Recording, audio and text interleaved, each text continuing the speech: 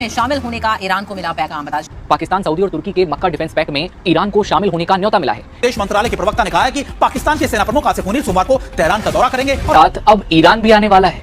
Pakistan, Saudi और तुर्की के मक्का defence pact में ईरान को शामिल होने का न्योता मिला है। ईरान में इन दिनों इस गुट में शामिल होने को लेकर चर्चाएं भी जारी हैं। लेकिन अगर ईरान इस समझौते में शामिल हुआ तो कैसे भारत की टेंशन बढ़ सकती है? क्या ये भारत और इजराइल के लिए खतरनाक साबित होगा? दरअसल ईरान की संसद की खाने मिल्लत समाचार एजेंसी के प्रमुख मेहदी रहीमी ने अल मयादीन को ये बताया कि ईरान को न्योता मिला है और इस प्रस्ताव पर अभी ईरान में विचार किया जा रहा है कि भाई इस समझौते में शामिल हुआ जाए या फिर नहीं।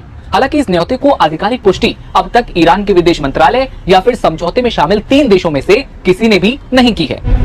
रहीमी ने आगे कहा कि क्षेत्र के देश क्षेत्रीय सुरक्षा कवच बनाने की दिशा में आगे बढ़ रहे हैं। उन्होंने ये दावा किया कि ये ईरान की जीत है क्योंकि वो लंबे वक्त से इसकी मांग कर रहा था। इधर ईरान ने मक्का संयुक्त रक्षा समझौते पर खुशी का इजहार किया है। ईरानी विदेश मंत्रालय के प्रवक्ता इस्माइल बघाई ने 10 अगस्त को कहा कि गठबंधन बनने को लेकर तेहरान के पास चिंता की कोई वजह नहीं है। उनके मुताबिक ये कदम इस बात को दिखाता है कि क्षेत्र के देशों में क्षेत्रीय सुरक्षा सिस्टम बनाने की जरूरत को लेकर समझ बढ़ रही है। क्या खाड़ी के 2 सबसे बड़े दुश्मन सऊदी अरब और ईरान अब एक ही सैन्य छाते के नीचे आने वाले हैं? क्या अमेरिका और इसराइल को घेरने के लिए मुस्लिम देशों का एक ऐसा अभेद्य किला तैयार हो रहा है जिसकी कमान पाकिस्तान, तुर्की, सऊदी और ईरान के हाथों में होगी? जी हाँ, ईरान की संसदीय समाचार शामिल होने का ईरान को मिला पैगाम। बता पाकिस्तान, सऊदी और तुर्की के मक्का डिफेंस पैक्ट में ईरान को शामिल होने का न्योता मिला है। विदेश मंत्रालय के प्रवक्ता ने कहा है कि पाकिस्तान के सेना प्रमुख आसिफ एक प्रकार से आपको कह सकते हैं कि अमेरिका के लिए धक्का होगा और ईरान इसके अंदर आ जाता है तो खिलाफ बना, अब उसे ईरान को न्योता दिया जा रहा है। सऊदी, पाकिस्तान, तुर्की की चाल ने चौंकाया है, क्योंकि अगर ये खबर सच साबित होती है तो ये पूरे रीजन के पावर बैलेंस को और दुनिया के इतिहास को पलट कर रख देगा। ईरान को बुलाए जाने की बात की आधिकारिक पुष्टि हो जाती है तो ईरान के सदस्य बनने से इस गठबंधन का स्वरूप काफी बदल जाएगा। ये एक बहुत बड़ा क्षेत्रीय ढांचा बन जाएगा जिससे इजराइल समेत भारत को भी खतरा होगा। अब समझिए कि मक्का पैक्ट में ईरान के शामिल होने इसी वजह से इसराइल और भारत को बहुत परेशानी है कि ये डील ना ही हो, क्योंकि ये डील हो जाती है तो भारत और इसराइल दोनों ही बहुत बुरी तरह से फंस जाएंगे, क्योंकि सऊदी अरब, पाकिस्तान और तुर्की और बांग्लादेश और साथ में ये ईरान भी अब एक साथ जुड़ जाएगा। ईरान को न्योता दिया जा रहा है। सऊदी, पाकिस्तान, तुर्की की चाल ने चौंकाया है। अब सवाल ये उठता है कि आखिर क्या किया है सऊदी और तुर्की और पाकिस्तान ने? ये पूरी जानकारी इस वीडियो के जरिए हम आपको देंगे। तो सऊदी अरब, पाकिस्तान और तुर्की के बीच बने मक्का जॉइंट डिफेंस एग्रीमेंट में ईरान को शामिल होने का मुबैना तौर पर न्योता मिलने की खबर सामने आई। इस खबर ने पश्चिम एशिया का रणनीतिक समीकरण गरमा दिया है। ईरानी संसद की आधिकारिक समाचार एजेंसी के प्रमुख मेहदी रहीमी ने कहा है कि तेहरान को यह तजवीज़ मिली है कि पश्चिम एशिया में जारी तनाव के बीच सऊदी अरब, पाकिस्तान और तुर्की के बीच बने मक्का जॉइंट डिफेंस पैक्ट यानी एग्रीमेंट को लेकर एक ऐसा दावा सामने आया है जिसने पूरे समीकरण को दिलचस्प बना दिया है। दावा है कि अब ईरान को भी कथित इस्लामिक नाटो में शामिल होने का न्योता दिया गया है। ईरानी संसद ये सुन्नी बाहुल्य देशों का संगठन है जिसे आमतौर पर ईरान के खिलाफ देखा जाता है। वहीं इसी वजह से इसे कई जगहों पर इस्लामिक नाटो भी कहा जा रहा है। ऐसे में अगर ईरान के शामिल होने की खबर सही है तो ये इस गठजोड़ के पूरे रणनीतिक समीकरण को बदल सकती है।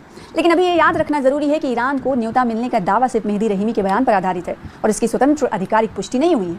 वहीं दूसरी तरफ बांग्लादेश की भी नजर इस्लामिक नाटो में शामिल होने की है। तो आप ये अंदाजा लगाइए कि अगर पाकिस्तान, तुर्की और सऊदी अरब ने जो एक डिफेंस पैक्ट किया पिछले दिनों, उस डिफेंस पैक्ट में अगर ईरान शामिल हो जाता है या फिर यूं माने कि इन तीनों ने एक साथ मिलकर ये जो समझौता किया है उसके पीछे ईरान की कोशिश थी या फिर ईरान के लिए ये खड़े हुए हैं, फिर चुपके से अब ईरान को न्योता दिया जाता है जिसका जिक्र किया जाता है। हालांकि ईरान ने इसका अभी भारत और इसराइल को बहुत परेशानी हो रही है, क्योंकि अगर ये डील हो जाती है तो ये सब ममालिक एक साथ जुड़कर भारत और इसराइल जैसी ताकतों के साथ लड़ सकते हैं। इसी वजह से वो चाहते हैं कि ये सब एक प्लानिंग के तहत हुआ है। मिली है इस नए डिफेंसिव अलायंस का इन्विटेशन, क्योंकि अगर ये खबर सच साबित होती है तो ये पूरे रीजन के पावर बैलेंस को और दुनिया के इतिहास को पलट कर रख देगा। हाल ही में सऊदी अरेबिया के शहर मक्का में एक बहुत बड़ा डिफेंस एग्रीमेंट साइन किया गया था। सऊदी क्राउन प्रिंस मोहम्मद बिन सलमान, तुर्की के प्रेसिडेंट रिसीप तैयब एर्दोगन और पाकिस्तान के प्राइम मिनिस्टर शहबाज शरीफ ने मिलकर मक्का जॉइंट डिफेंस एग्रीमेंट पर अपने हस्ताक्षर किए थे। इस पैक्ट का सबसे बड़ा और कोर प्रिंसिपल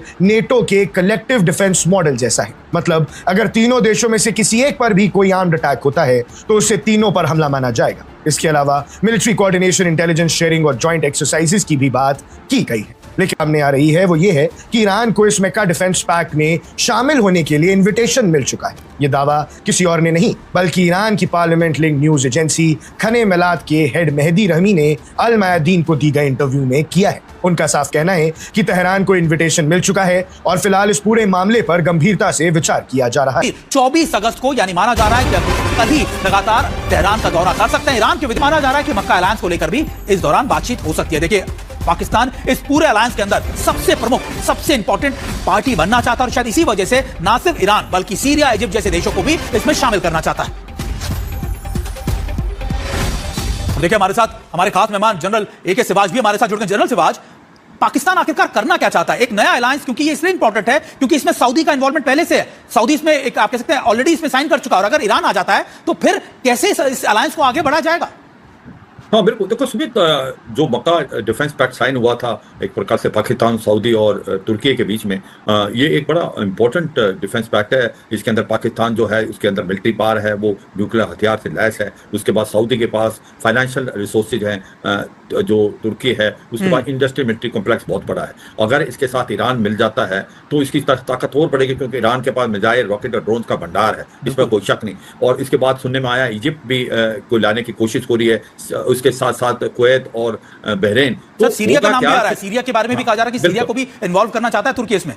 हाँ बिल्कुल, ये भी सच्चाई है कि सीरिया भी। तो आप देखें कि बदलता हुआ समीकरण है कि रीजनल सिक्योरिटी की तरफ जाया जाएगा। जो डिपेंडेंस अमेरिका की तरफ थी वो बिल्कुल खत्म हो जाएगा खाड़ी देश में, और ये जो रीजनल सिक्योरिटी एक अपरेटस बनेगा उसके ऊपर होगा। और मुझे लगता है ये बहुत बड़ा चैलेंज है अमेरिका के लिए, क्योंकि ये जो रीजनल जितनी भी कंट्रीज हैं, सऊदी, UAE, ओमान, जॉर्डन, बहरान, यहाँ पर मिलिट्री बेसेज है अमेरिका की, वो डिपेंडेंट थे सिक्योरिटी में, उनके सिक्योरिटी प्रोवाइडर थे। मगर जब से ये रीजनल सिक्योरिटी का अपरेटस बनता जा रहा है, इसके अंदर दूसरे देश शामिल होते जा रहे हैं, तो एक बदलता हुआ समीकरण है। और ये भी ध्यान रखना चाहिए समेत, इसके अंदर जो तुर्की है वो नेटो का हिस्सा भी है। तो ये एक प्रकार से आपको कह सकते हैं कि अमेरिका के लिए धक्का होगा। और ईरान इसके अंदर आ जाता है तो ये भी सच्चाई है कि ये जो आपस में एनिमिटी है, आपने बहुत अच्छा इशारा किया था कि जो राउंड 1 हुआ था तो सबसे ज्यादा जो अटैक किए थे ईरान ने वो सऊदी और UAE पे किए थे। तो इससे क्या होगा कि रीजनल पीस आएगी, आपस में गठबंधन बढ़ेगा। और उसको हम बार-बार यही लगता है कि सर आपका माफ कीजिएगा, आपको बीच में रोक रहा हूं, लेकिन क्यों ऐसा लगता है कि शायद तुर्की इसमें बहुत बड़ा रोल अपना रहा है और पाकिस्तान भी चाहता है कि वो भी अपने हिस्से का रोल इसमें अपनाए और अपनी डोमिनेंस इसमें दिखा। कहाँ से आते हैं?